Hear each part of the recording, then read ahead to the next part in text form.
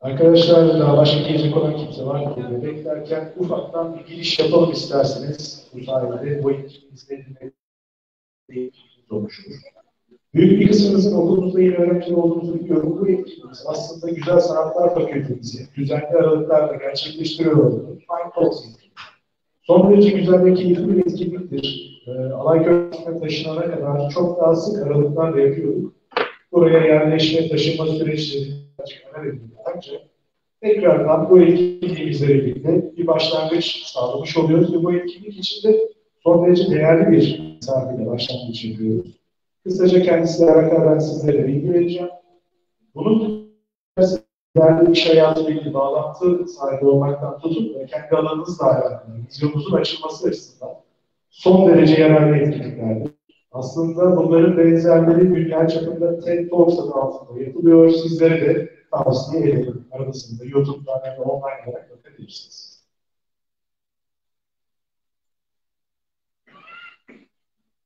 Misafirimiz Sayın Nadia Chatzi Hanım. I hope I'm pronouncing it correct. Is it Chatzi? Haji, sorry about that. So it's completely wrong then. Sorry about that. Çok özür dilerim. İsmini yanlış söyledim. Nadia Haji hanımefendinin. Kendisi 42 yaşında Yunanistanlı bir tasarımcı. Mobilya tasarım alanında yüksek lisans derecesine sahip ve mobilya sektörünün 20 yıllık deneyime sahip kendisi. Serbest iç mimar olarak çalışıyor ve aynı zamanda büyük yönetici görevlerinde bulunmuş. Yunanistan'da ve son 10 yıldır İngiltere'de mobilya firmaları arasında yer alan Alper, dünya çapında showroomları bulunan Google, Apple, Lotus, Aston Martin, Mercedes, BBC ve JP Morgan gibi müşterileri olan İtalyan mobilya markası Alper'in iş geliştirme müdürü olarak çalışmakta. Şu anda bu etkinliğimizde hanımefendinin bizlere verecek ana bilgi doğru mobilya seçimi olacak. Hanımefendinin bundan sonrasıyla alakalı İngilizce olarak kendisini davet ediyor olacağım. Türkçe ve İngilizce devam ediyor olacağız. I would like to welcome Ms. Nadia Haji, University of Cyprus, and also this will be starting event for our Fine Talks students, which has been taking place beforehand on a more regular basis.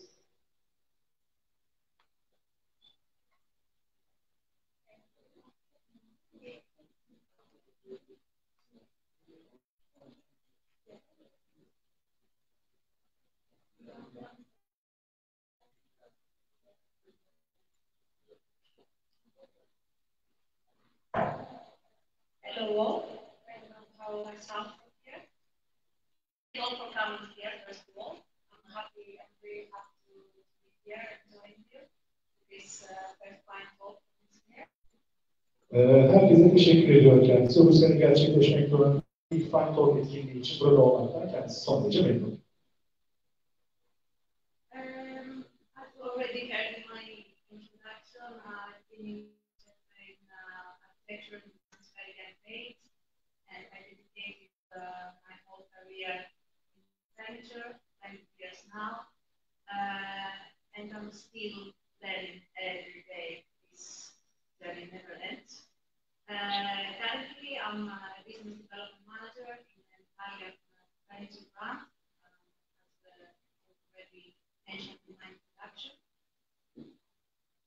Kendisi çok genç yaştan beri dizayn alanında ilgileniyor olduğunu ve aynı zamanda bir mimar olduğunu belirtti. Şu anda bir İtalyan firmasında yönetici olarak çalışıyor olduğunu kendisi dile getirdi.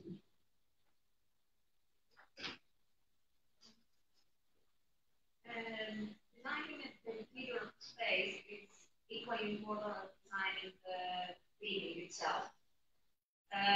The one complements the other. The one doesn't exist without the other. Bir binanın iç dizaynı en az kendisinin tasarımı kadar önemli çünkü biri diğerini tamamlamakta. And they either work in harmony or in contrast, but they need to work together. So, ya harmoni içerisinde beraber çalışırlar ya bir tamamen zıt beraber çalışırlar. İki konsepttir. Like in this slide, you can see on the one side, we have the choice of the interior. We compensate and the futuristic pairs of the building. While on the second slide, on the other side, you have a very chairs and you have a very great furniture choice of customized balcony chairs based in these three traditional old chairs. Burada görmüş olduğunuz iki görsel bunu daha iyi hissedebilirsiniz. Bir tarafta iç dizayna uyum sağlaması planlanmış olarak özellikle o binayla uyumlu mobilyalar seçilmişken diğer tarafta son derece tarihi bir binayla aslında kontrast yapan balkon sandalyeleri kullanılmış. Aslında oraya çok da uyumlu bir mobilya istiyor.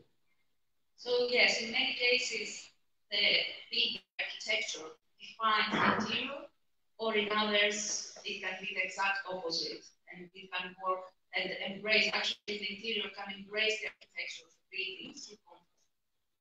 Pek çok zaman bu iki konunun birbirinin iç içe olması gerekiyor. Olmadığı zamanlarda da birbirine eğer bir kontrast sağlıyorsa binanın yapısını ve tasarımını daha çok ortaya çıkarabilecek. So the two main sectors in furniture is residential or wholesale, how we call it in furniture, or commercial contract. They're both terms used, at least in the UK where I'm based.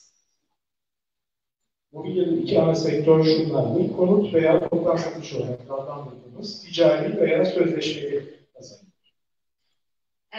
Here we start with residential. In residential sector, you design the space, you design a private space, so you design for private clients. The furniture usually, the orders are small, you order in small bulk quantities, and you have to purchase them from retail stores. Konut sektöründe özel bir alan tasarlamamız ve döşememiz gereklidir. Mobilyalar küçük miktarlarda sipariş edilecektir. Müşteri tarafından bir perakende mağazasından satın alınacak. Bazı nadir durumlarda mobilya müşteri satın alınır. There are several types of buildings that you have to design and decorate. Here are some main ones, like flats, which are part of big buildings, big blocks of flats, independent houses or country houses, holidays houses. But sometimes you even have to design something even more challenging, like even a cave or a yacht or something really, really unique. Farklı stil ve kısıtlamalara sahip çeşitli bina türleri mevcuttur. Çok sayıda dairenin bulunduğu bir binada ne yapmanıza izin verildiğine dikkat etmeniz gerekmektedir. Kiralık mülkler, duvarlarda çevre asmanıza ve boyamanıza izin vermektedir. Bunlar zorluklar sağlamaktadır.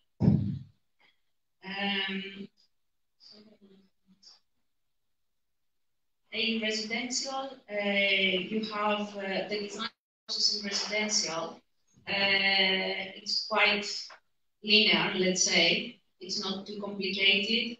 And also, you have the chance to have a lot of back and forth with the client. which is good and bad sometimes. But yeah, first of all, you need to collect all the information about your project brief and create your project brief. Yerleşim alanına sahip olacak olan bir konu projesinde pek çok farklı alan mevcut. Ancak bunlarla alakalı en önemli olan konu sizin yatırımcıyla ya da mal sahibiyle işbirliği içerisinde ilerlemeniz ve bununla alakalı bir brief almak ilerlemeniz gerekiyor. At this point, with the project brief, it's really important also to agree on your payment terms, deadlines, and make clear all the expectations from both sides, your side and client side as well. Bu noktada her iki taraf için de projeyi yetiştirme tarihleri ve beklentiler dahil olmak üzere pek çok konuda şimdi konuşmamız ve anlaşmamız gerekiyor. Bunlarda ödeme koşulları üzerinde de anlaşmamız çok önemli. The design process for residential projects, as we said, it's really important to collect all the info. The very first step is to create client's profile and collect all the essential info you need to design for them. And here we have some of the information you will need to collect, like age, their personal needs, habits, their personal reference, etc. There are some questions that you need to ask them, or even maybe they will tell them by themselves, but you will have to write everything down and collect all the info. Some questions will be like, are you designing for a big family, for a young couple, or for a single person? And what's their lifestyle and the daily routine? Do they cook a lot or not at all? Do they work from home? So they need a home office included in their space. What's their color preference or style preference? Are there any no that elements that you shouldn't put at all in their space? Like in some countries, because of religion or because of culture, there are some colors are forbidden, or some sage, or things like that. That was a long sentence. I put an extra sentence. İlk adım en önemlisi. Doğru yaparsanız size çok zaman kazanırsınız. Başarılı bir proje için çok daha büyük bir şansınız. Burada projeniz başlamadan önce toplamanız gereken bazı veriler görebilirsiniz. Bu adım her iki sektörde de aynıdır. Doğrudan müşterinize sorma ve onlarla konuşurken kendinizi anlama fırsatınız daha fazla. Bunlar nelerdir? Büyük bir ailenin, genç bir çiftliğe yoksa bekar bir insanları yaşam tarzları ve günlük biçimleri nelerdir? Çok büyük düşünüyorlar, o yüzden büyük bir mutfağı olacak. Evdeki çalışıyor mu? Bu yüzden bir ev ofisine ve bazı ses emici panelleri malzemeleri ihtiyaç duyacaklar mı? Renk ve stil tercihleri nelerdir? Alanları tasarlamaktan kesinlikle kaçınmanız gereken herhangi bir çekince var mı? Renk ya da kültürlerle olabilecek olan kullanılması ya da kullanılması gereken detaylar. Tüm bunları ihtiyacınız olan bilgileri toplamak için birer bölümdür. Of course, the most important question you need to ask your clients, among all the others, is the budget. You need to know exactly which price range you should check for your materials or furniture.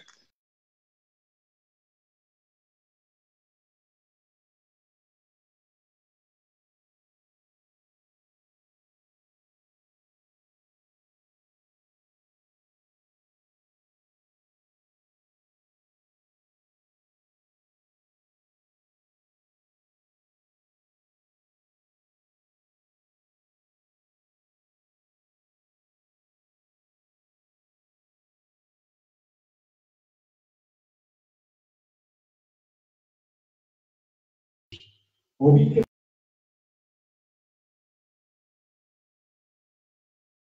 teknolojinizi unutmayın. Örneğin bir aynı zamanda aynı kurum içerisinde aynı ürünle farklı markalandırmalar da gerçekleşebilir. Bütün bu detayları çok dikkat etmeniz gerekmektedir.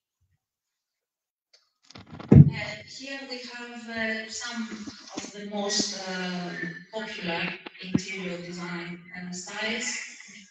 which we can always use as an inspiration, but also to communicate with your clients what they want. It's much easier if you show them pictures and they can show you and explain to you what they want for their space. Şu anda ekranda görmekte olduğunuz en sık kullanılan ve sizlerin de rahatlıkla örnek alabileceğiniz, ilham alabileceğiniz stillerdir. Burada gördükleriniz Skandinavya, minimalistik, maksimalistik, endüstriyel, contemporary, art deco, bohem, rustik, ortaçağ, klasik, pop ve modern. Then you can create a mood board to communicate visually your ideas to your client, specify the color palette and materials you would like to use, and what you suggest to your client. Mood boards are not mandatory, but I highly recommend them because exactly as I said, they're really useful both for architectural projects and interior design projects. Mood boards help you to narrow down your ideas and also to communicate them clearly to your clients. I am sure that many of you, every day, on a daily basis, you are describing something to your colleagues, your friends, and at the end they understood something totally different from what you were telling them. So mood board helps you to visualize your thoughts and communicate in the best way and be on the same page with your client. This will save you a lot of time. Nadia'nın bizlere aslında güzel bir fikir veriyor. Burada bahsettiği fikir mood board. Fikirlerinizi müşteriye görsel olarak iletmenizi sağlayabilecek olan bir sistem. Önerdiğiniz renk paletleri ve malzemeleri, aynı zamanda sonuç ve ilham kaynağınız hakkındaki genel fikirlerinizi belirtebilirsiniz. Tabii bu zorunlu değil, size kalmış olan bir şey ancak mimar ve iç tasarım projeleriniz için şiddetle tavsiye ediyor. Mood board işleri daraltmanıza, fikirlerinizi müşterinize getirmenize yardımcı olabilir. Eminim birçok durumda kendinizi bir şey tarif ederken bulmuşsunuzdur ama karşınızdaki kişi tamamen farklı bir şey anlamış olabilir. Günlük olarak herkesin başına gelebilen bir şey. Mood board panoları bu konularda hem sizin kendi düşüncelerinizi toparlamanız hem de karşınıza kendinizi daha iyi anlatmanız açısından çok iyi bir yardımcınız olabilir. The next step obviously is to present the mood board to your client and agree on the final design. Bir sonraki adım mood board ve fikirlerinizi müşterinize sunmak ve nihai tasarım üzerinde anlaşmak. Then you have to do some proper market research in furniture to find products that they are matching your design brief according to their needs, taste, and budget. You also have to check the lead times of furniture, depending where they are produced and the production of the company. Sometimes some brands they keep furniture in stock, but in some other times they are made to order. So they might have the lead times might vary from 4 weeks to 18, 12 or 18 weeks. So make sure before suggesting any furniture to your clients that you know how long it will take to meet their deadlines. Ardından ihtiyaçlarınıza, zevklere ve bütçelere göre tasarım özetinizi uyan ürünleri bulmak için uygun bir pazar araştırmanızı yapmanız gerekmekte. Ayrıca projenin son teslim tarihlerine uyması için teslim süreçlerini kontrol etmeniz gerekiyor. Çoğu mobilya markası ürün stoğu tutmuyor. Teslim süreleri 4 hafta, 12 hafta veya 18 haftaya kadar değişebilir. Bu nedenle müşterilerinize herhangi bir mobilya önermeden önce daha öncesinde stok ve tedarik durumlarını takip etmeniz gerekiyor. One more important factor you have to consider when you are choosing furniture for a space is the size of the furniture and accessibility of the space. In many cases, you might be called to design to furnish a big space, but with really narrow access, with narrow staircase or small doors. So you have to make sure when you are choosing furniture and you are ordering them, that you could have easy access to the space. So they need to be in small pieces and easy to get access to the space. Göz önünde bulundurmanız gereken bir diğer önemli faktör mobilyaların boyutları ve erişilebilirliğidir. Bazı mülklerde büyük bir alanı dekore etmeniz gerekebilir.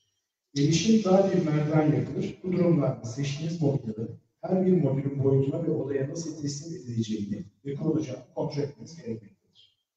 Finally, you have to arrange everything for your client, delivery, installation, and the accessories, and finally, you do the final detailed finishes before you give to the client, deliver to the client. Son olarak mobilya ve aksesuarların teslimatı ve kurulumunu ayarlamanız, alınan her şeyin iyi durumda olup olmadığını kontrol etmeniz ve müşterinize teslim etmeden önce alanı tamamlamanız gerekmektedir. Here we can see one of my suggestions, one of my projects I did in London, in one flat. This flat was designed to be rented, so the client wanted to rent the flat furnished. So I had to choose furniture affordable, so I had to stay in a low budget because it wasn't for herself, it was for a rental property. But at the same time, the style had to be suitable for more people because we didn't know who would rent the space. So it needed to be something neutral, so it would be appealing to more potential residents. Burada konu projelerinden bir tanesinin sonucu için örnek mevcut. Ev sahibi mobilya daireyi kiralamak istemiş ve bu Londra'da olan bir projeymiş. Bu yüzden çalışmak için çok düşük bir bütçesi varmış. Önceki iki tekliften sonra bunu gerçekten beğenmişler. Bu yüzden özeli şuradaki düşük bütçeli, şık ama oldukça nötr. Bu nedenle daha geniş bir grup için burada olabilir. Here two more suggestions for bedrooms. Yatak odaları için iki örnek. And now we're moving to the other big sector, which I'm working now. I was working almost 20 years in residential. Now I am in commercial. Commercial or contract sector belongs, in this sector belongs to anything that it will be invoiced to a company. So compared to the residential, here we are ordering in big quantities. The quantities are much bigger, the needs are different, and the whole process is different than the residential and private sector. Ticari sözleşme sektöründe her şey bir şirkete fatura edilmesi gerekmekte. Genellikle miktarlar oldukça büyük ve özel gereksinimler için tasarlanmış. Ticari bir projeyi başarıyla tamamlamak için uzatılmış garanti, çevre sertifikaları ve çok daha fazlası gerekmekte. Restoranlar gibi kurumsal alanlar ya da ofisler gibi özel alanlarda gerçekleşiyor. Her iki durumda mobilyalar birçok farklı kişi tarafından kullanılacak ve mobilyaların hepsini birbirine uygulamanız gerekiyor. So here in commercial design, we have, here are the main sectors. We have residential, office. In office belongs any office space like open plan desking, private offices or meeting rooms. In healthcare, we have hospitals, private clinics. In education, we have anything related with education, from nurseries, schools, colleges, universities, learning centers. Sports, it can be gyms or stadiums. Hospitality includes restaurants, cafeterias, hotels as well. Then is religion centers. This doesn't need an explanation. Retail. In retail, we consider any store either for products or for services, wherever you will go to purchase something.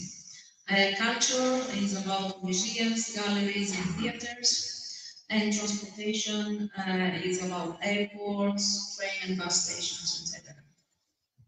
Kontratlı ya da sözleşmeli mobilya sektörü için örnekleri alabiliriz. Bunlar nelerdir? Ofis, açık plan masa, özel ofisler veya toplantı odaları gibi herhangi bir ofis alanı. Sağlık, hastaneler, özel klinikler ve bunun gibi. Eğitim, kreşler, okullar, kolejler, üniversiteler, öğrenme merkezleri. Spor salonları ve stadyumlar. Konukseverlik, burada otelcilik turizm alanını düşünebilirsiniz konukseverlik derken. Kafeler, restoranlar, oteller. Dini merkezler ve ibadet alanları. Sadece bizim kültürümüz ve dinimiz değil, pek çok alan için farklı farklı ihtiyaçlar mevcut. Perakende satış, ürün veya hizmetler için herhangi bir mağazada, süpermarketler ya da alışveriş merkezleri düşünebilirsiniz. Kültür faaliyetleri, müzeler, galeriler, tiyatrolar ve ulaştırma, havaalanları, tren veya otobüs istasyonları gibi. As we said, the residential projects we designed just for private people. While in commercial, you have to design for multiple users, different users. The ones who work in the space, but also for the visitors. Sorry. Yeah, and also it's really important for you to make the right choices for them because they are not able to choose themselves. When you go to work somewhere, you don't choose the furniture that you have in the space. Konut projelerinde bireyler, çiftler veya aileler için tasarım yapmanız gerekmekte. Ancak kontratlı projelerde alanın birden fazla kullanıcısı vardır ve onların ihtiyaçlarını göz önünde bulundurmanız gerekiyor. Çünkü kendileri için bir seçimde bulunamayacaklar. Siz onlar için seçimlerde bulunacaksınız. Konut ve ticari sektörler arasındaki bir diğer büyük fark, ticari projelerde estetikten ziyade mekanın pratikliğine daha fazla önem vermeniz gerekiyor.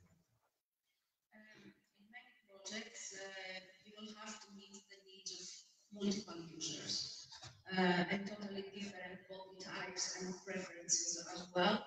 For example, here designing for a nursery, you have to be very careful in choosing the right materials, safe materials, and safes for toddlers, and also choosing right colors that increase creativity, keep the toddlers calm.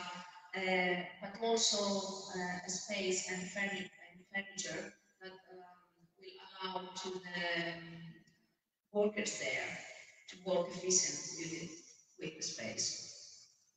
Birçok projede tamamen farklı fiziki ihtiyaç tiplerine ve tercihlere sahip birden fazla kullanıcının ihtiyaçlarını karşılamanız gerekecek. Örneğin bir çocuk odası tasarlarken yeni yürümeye başlayan çocuklar için güvenli malzemelerle ürünler, sakinleştirici ve yaratıcılığı arttıran renkler ve bu gibi seçmeniz gerekmektedir. Aynı zamanda çalışanları da göz önünde bulundurmanız ve ellerinden gelen en iyisini yapabilecekleri işlevsel bir alan tasarlamanız gerekiyor. Then another example is designing for blind people or in general for any disability. You have to be very careful choosing the right surfaces, avoid sharp corners, avoid steps, and anything could be dangerous for them. But at the same time, there are other factors you have to consider, like the smells and noises. People with limited vision, with vision issues, they have increased sensitivity in other senses. So you have to be careful with all of these factors. And I highly recommend you to ask them and do as much research as possible before designing. Aslında şu anki detay son derece önemli ve hassas bir konu. Engelli insanlar için alanlar tasarlamak çok zor ve çok fazla araştırmaya deneme gerekmekte. Lütfen bu insanların ne istediğini sormaktan korkmayın. Yaratıcı olmanızı ve projelerde mümkün olduğunca başarılı olmak için onların yerine gelişmeye çalışmanızı tavsiye ediyor. Örneğin görme engelli insanlar için tasarım yaparken basamaklara, dar köşeleri, keskin yüzeyleri, aynı zamanda gürültü ve kokulara da çok dikkat etmeniz gerekir. Görme sorunları olan kişilerin duyularının geri kalanına karşı artan hassasiyete sahiptir. Tüm malzemeleri çok dikkatli seçmeniz ve mümkünse kapatılmış gözlerle denemeniz gerekmektedir. Kelimenin tam anlamıyla tasarım fikirlerinizi önermeden ve uygulamadan önce deneyimlemeye çalışın. Another interesting example is the last picture of care homes. Elderly have some common difficulties, obviously, as a target group, but at the same time, they're also individuals with different needs and different preferences. In this case, you have to choose very carefully the furniture. For example, the seating needs to be high enough and firm enough to help them get up easily, but at the same time not to be too firm because their bodies are quite sensitive at this age. At the same time, the material needs to be easy cleaned and sanitized because they are also very sensitive to infections. So it needs to be easily maintained and sanitized. Bir başka... Sorry. I'm sure I thought you were... Also, you have to be careful with the spaces between the furniture. So the wheelchairs can go between furniture. And also, it really frustrates me that the last years, the last decades in general, they don't pay attention in designing this space. And this space is the last house for many people. So I think we should pay a little bit more attention and be a little bit more well designed, both for the elderlies but also for the employees working there. Aslında tekrardan Nadia'nın burada vermeye çalıştığı örnek bizim müşterilere karşı ya da tasarım gerçekleştirdiğiniz kişilerle ilgili empati yapmanızla alakalı bir şey. Gerçekten çok önemli bir örnek. Hepimizin ailesinde yaşlılar, hastalara bakım muhtaç olan insanlar var. Bugün olmasa bile gelecekte olacak. Bu konuda alakalı bir örnektir bu. Bir başka ilginç örnek de bakım evlerinin tasarımlarıdır. Yaşlıların hareketle ilgili bazı ortak zorlukları mevcut. Aynı zamanda farklı ihtiyaçları ve zevkleri olan bireylerdir. Bu durumda mobilyaları ve malzemeleri dikkatli seçmelisiniz. Oturma yeri kullanıcının kolayca kalkmasına yardımcı olacak kadar doğru yükseklikte ve sağlam olmalıdır. Aynı zamanda oturma yeri yeterince yumuşak olmalı ve yaşlıların hassas vücutlarına zarar vermemelidir. Yaşlı insanlar enfeksiyonlara karşı daha hassas olduğu için yüzeylerin temizlenmesi ve sterilize edilmesi kolay olmalıdır. Ayrıca tekerlekli sandalyeler için mobilyalar arasında yeterli boşluk bırakmayı düşünmelisiniz. Nadia Hanım'ı hayal kırıklığına uğratan gerçeklerden bir tanesi, bu bakım evlerinin uzun yıllardır kötü tasarlanmış olması. Çünkü şöyle bir acı gerçek var, bakım evlerinin büyük bir kısmı bu yaşlı insanların ikamet ettiği son evler oluyor. Buna saygı göstererek tasarlanması gerekir.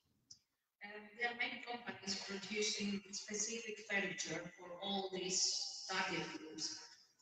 However, in many cases, we really need to design something customized, and we also have to be very careful with that, designing something made to order for the project.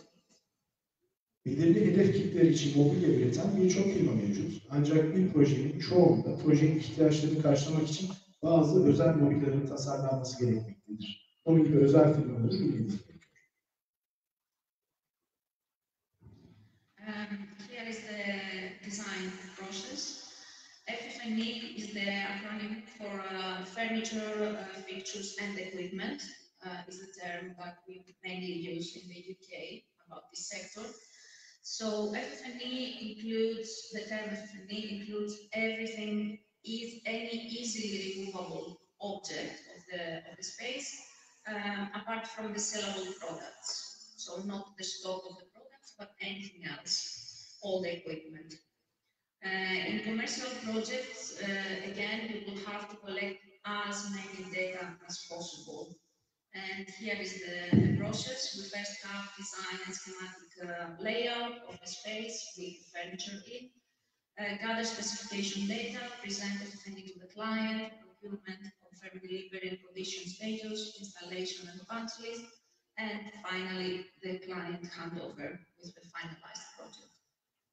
FF&E mobilya demirbaşlar ve ekipmanların kısaltmasıdır. FF&E tipik olarak satılabilir ürünler hariç bir binadaki tüm hareketli veya kolayca çıkarılabilir nesneleri içerir. Ticari projelerde mümkün olduğunca fazla veri toplamanız gerekmektedir. Bu noktada şöyle bir küçük detaya girmek istiyorum. Aranızda işletme fakültesinde olan öğrenciler var mı bilmiyorum. İleride benden fizibilite dersleri alacak olursanız bunları hesaplamaları sırasında çok iyi öğreneceğinize emin olabilirsiniz. This slide literally made me cry to create it. This is what I mostly do in my current role. As you can see here, the process is not so linear as it was previously, because you've all been customers to the store and you know how it works. But here it's a little bit different. So here how it works. The end client contacts a couple or three more architects to get design proposals. Then whoever wins contacts a couple of dealers to get an offer about the furniture. Then the dealers contacting the furniture brands to get a quote for the products. They collect all this, and then they have a meeting with the client and the architect, and yeah, both of them to decide for and finalize the products that we specify from the project.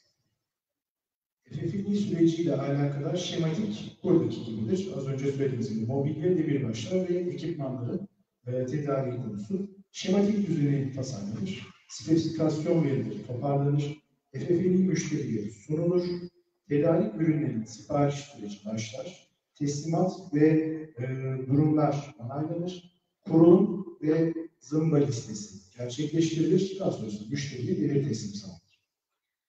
In some cases, architects also contact us directly, the furniture brands, to get information before specifying products. We also have, but they still need the dealers to be in between to arrange all the logistic parts like delivery and installation. At the same time, we also have design and build, how we call them. They are companies that they do both, the designing and the fit out. So they buy them. Dizayn süreci içerisinde takip etmeniz gereken bazı adımlar var ve bunlardan en önemlilerinden bir tanesi toplayacağınız teklifler süreci. Bununla ilgili sizlere teklifleri sağlayacak olan firmalar var ve hepsi birbirinden bağımsızdır. Bunlar sizin kontrolünüzde olacak olan detaylardan biri. Here are some examples of specification sheets. As I received them from architects, I thought of bringing some real examples of how it works. Where they are asking for a quote of our products. And you can see that they usually asking for the same information and they put the same data, like the area, they will put the products or the room, the description of the product, and finally we will have to add the quantity and we finally have to add the price. Buradaki sheet'te bununla alakalı olan örneklerden bir tanesini görebilirsiniz. Görebileceğiniz gibi ne tarz bir ürün, o ürünle alakalı ne gibi bir malzeme ihtiyaç var ve ne sayıda adette ihtiyaçlar vardır. Tasarımlarla birlikte bu şekilde işlenebiliyor. And here is an example of a tender submission in which we participated, my company participated. This is a really big and important project. And here you can see how specific they are on dates. So you have to be very punctual with deadlines and they have specific dates for every single step of the process. Burada gördüğünüz gerçek anlamda bir fiyat teklifi örneğidir. Burada bütün detaylar, ürünlerin ne zaman sağlanacağı, ne şekilde alınacağı, fiyatları gibi içerikler mevcut. Bu konularda çok spesifik ve detaycı olmak zorundasınız. Lastly, I would like to talk a little bit about sustainability. Like many people, I was also considering sustainability related only to recyclability, only if the material is recyclable or not, while it's many other things apart from that. In the last years, I realized that it's much more complicated than that. There are so many other factors you have to consider and you can improve during the design process of a furniture. I would like to list some of the major factors, like the raw materials we will use creating a piece of furniture. Like now we have materials even made from recycled like plastic, wood or whatever, but even from coffee beans, from soapweed and new materials that you can recycle and reuse for furniture. The design and the production process, the shipping is really important, the carbon emission, how far you have to send your furniture, the longevity as well. If you create a cheap piece of furniture that you have to replace again and again every 2 years, regardless how sustainable the material is, if you have to remake it again and again and replace it soon, it's not sustainable anymore. And also the end of the life the product's life. What happens after? Okay, you made it with recycled materials, but can you reuse it or recycle it after the end of the life. Son olarak dünyada şu anda son derece önemli olan konulardan biri olan sürdürülebilirlik hakkında kısaca konuşmak istedi kendisi. Bazı ülkelerde onlarca yıldır bir öncelik haline gelirken diğer bazı ülkelerde tasarım süreçlerinde bu önemli faktör göz önünde bulundurmaya başlıyor. Birçok insan gibi kendisi de sürdürülebilirliği sadece malzemelere bağlantılı olarak görmüyor. Geri dönüştürülebilir olup olmadıkları da bu konuda çok önemli. Bu konuyla alakalı belli başlı faktörler, ham maddeler, artık her şeyden geri dönüştürülmüş malzemelerimiz var. Kahve çekirdeği, tasarım ve üretim süreci, üretim için enerji tüketimi, teslimat derken bu konuda kullanılacak olan araçların dünyaya sağladığı karbon emisyonu. Uzun ömürlük daha fazla mobilya üretmemiz ve bunları sık sık değiştirmememiz gerekirse bunlar sürdürülebilirlik değildir. Ürünün kullanım ömrünün sonu, sonrasında ne olur? Malzemeleri ayırıp yeniden kullanabilir miyiz veya geri dönüştürebilir miyiz? In the short video, you can see my absolute favorite product of my parent company. It's called Kata, and the wood is FSC certified wood, and the fabric is 3D knitted, made from plastic bottles. With the 3D knit process, you have zero waste because it's made exactly on the shape of the chair, so you have no trips around, no waste. So it's a super sustainable product, and now in many projects, sustainability is the #1 factor, and it's even more important than budget or design. It comes first now. Sounds like science fiction. But I know it's true. Kısa videoda şu anki şirketin en sevdiği ürünlerinden bir tanesi olan Kata'dan bahsediyor kendisi. Ahşap FSC sertifikalı bir kumaş 3D örme olarak üretiliyor. Geri dönüştürülmüş plastik şişelerden yapılmakta. 3D örgü işlemi ile koltuk tam olarak sandalyenin boyutuna ve şekline göre yapıldığından sıfır malzeme israfı. Düşünecek olursanız bilim kurgu filmlerinden fırlamış gibi olan bir şey. My reference, because we always need to give reference from the presentation. Thank you. Any questions?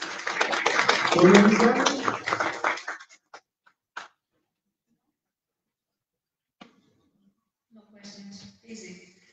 Easy audience. I think they might come. No? Yeah, sure. Because of the sustainability issue, I know that there are a lot of certifications that are given to the building.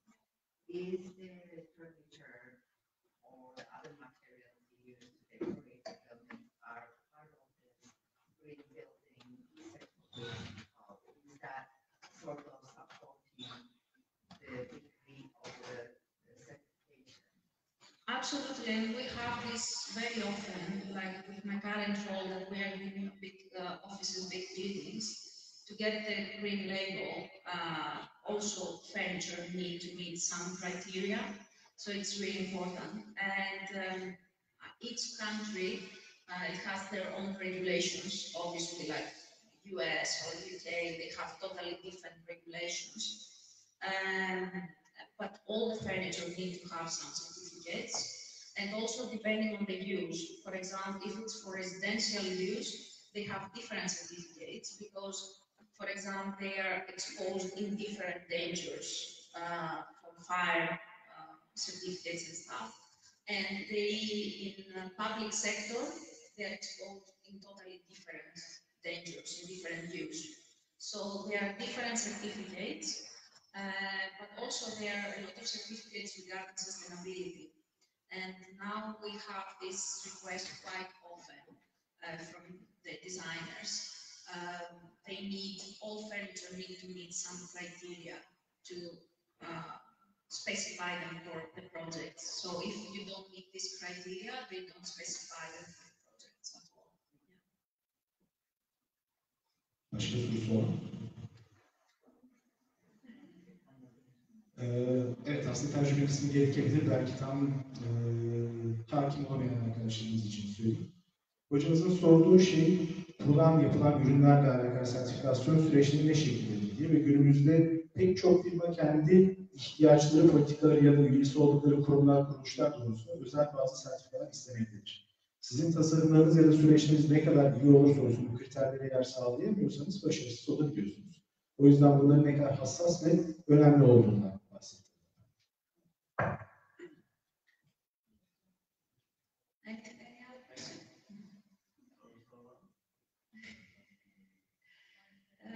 I would like to thank you again for having me here, all of you who came.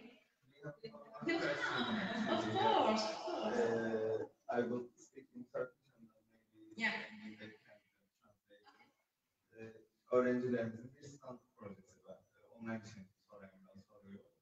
Bir markayı stand olarak kurgulayacaklar. Bu noktada bir furniture designer olarak, bir mobilya tasarımcısı olarak öğrencilere ne gibi öneriler verebilir acaba kendisi? Haftaki has a specific question for the benefit of our students actually. They should have asked that, but thanks to the lecture that he's asking on behalf. As a project, they are going to design a brand, and with that brand there will be a, how can I say, a signature stand. So according to the brand, how can they make this project finalized? That's correct?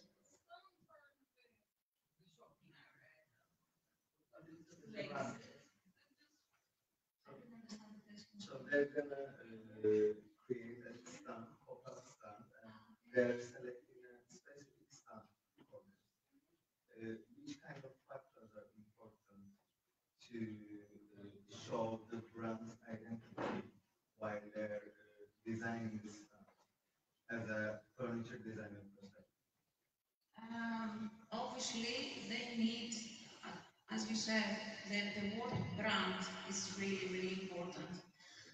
You have to do a proper research on the brand values.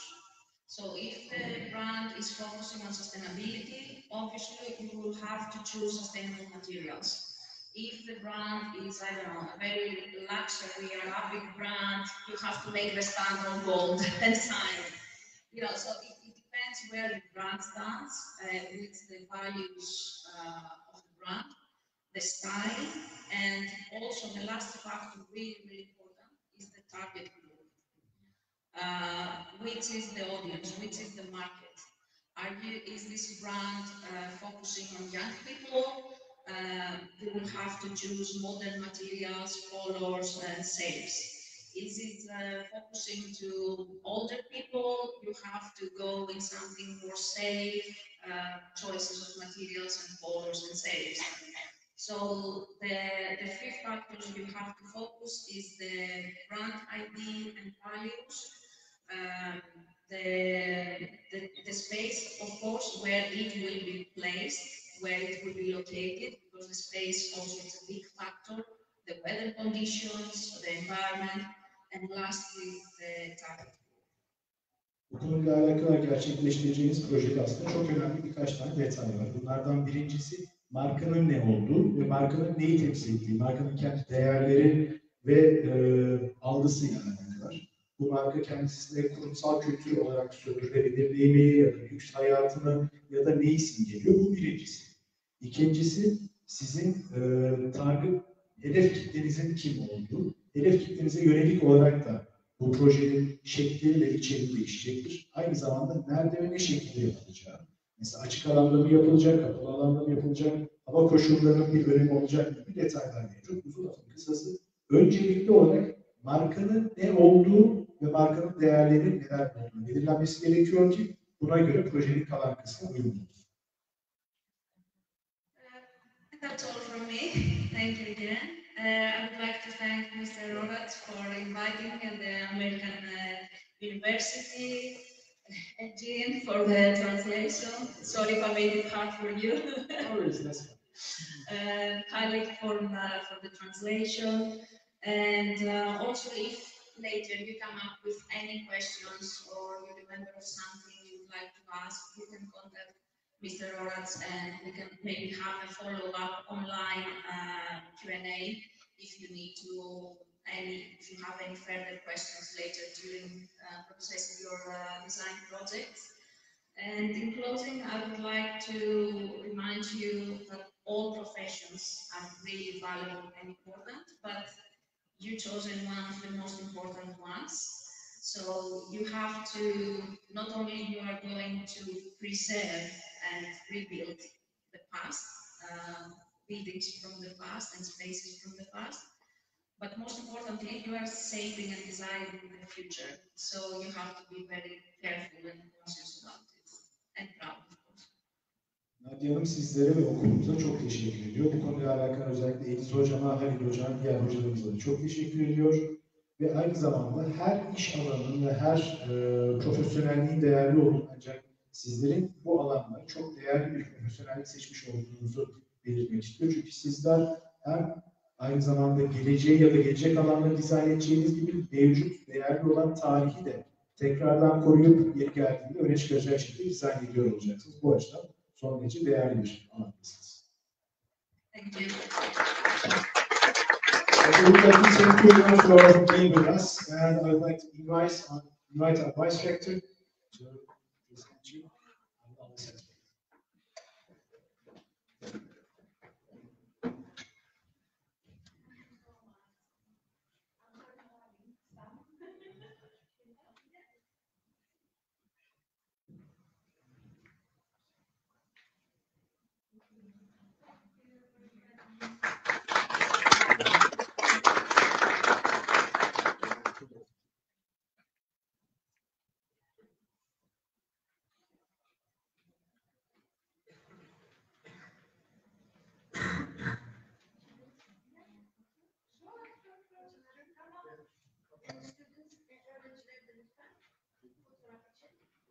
Arkadaşlar son derece değerli bir misafirimiz var. Buyurun şöyle gelin, hep beraber bir fotoğraf çekilsin. Sizin için de alınır, okulumuz için de alınır.